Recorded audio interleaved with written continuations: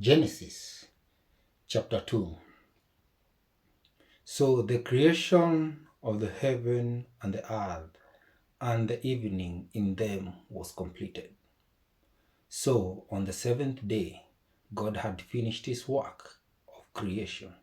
So he rested from all his work. And God blessed the seventh day and declared it holy, because it was the day when he rested from all his work of creation.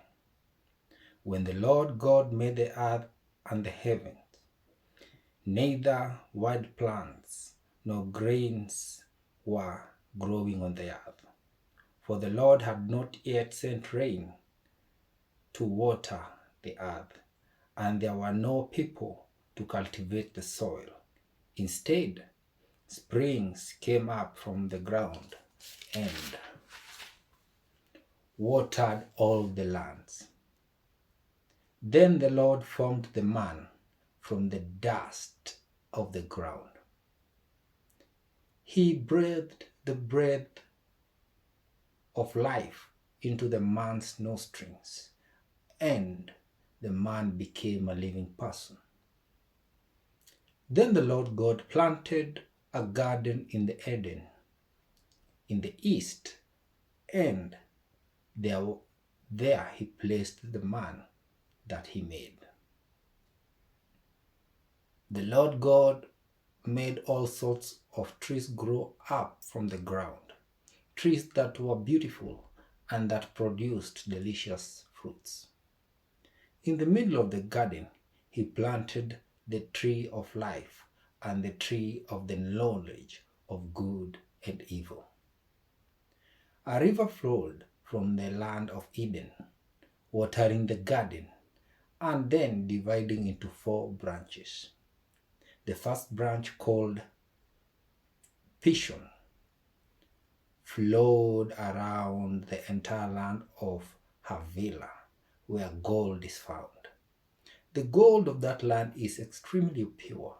Aromatic resin of onyx stone are also found there. The second branch, called the Gihon, flowed around the entire land of Cush.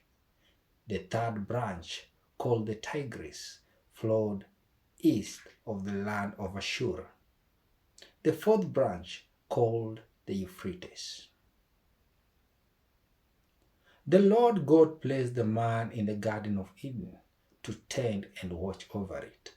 But the Lord God warned him, "You must freely eat the fruit of every tree in the garden, except the tree of knowledge of good and evil.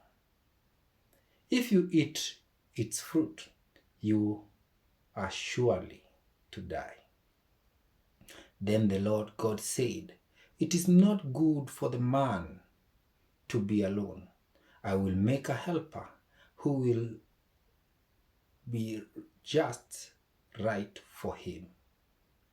For the Lord God formed from the ground all the wild animals and all the birds of the sky.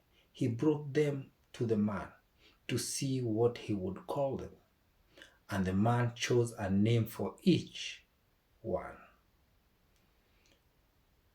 He gave names to all the livestock, all the birds of the sky, and all the wild animals.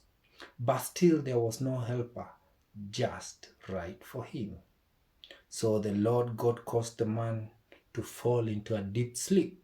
While the man slept, the Lord God took out one of his ribs and closed up the opening. Then the Lord God made a woman from the rib, and he brought her to the man. At last the man exclaimed, "This is bone of my bone and flesh of my flesh. So she will be called woman, because she was taken from man."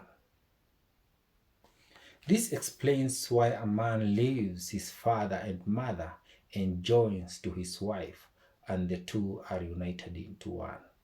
Now the man and his wife were both naked, but they felt no shame.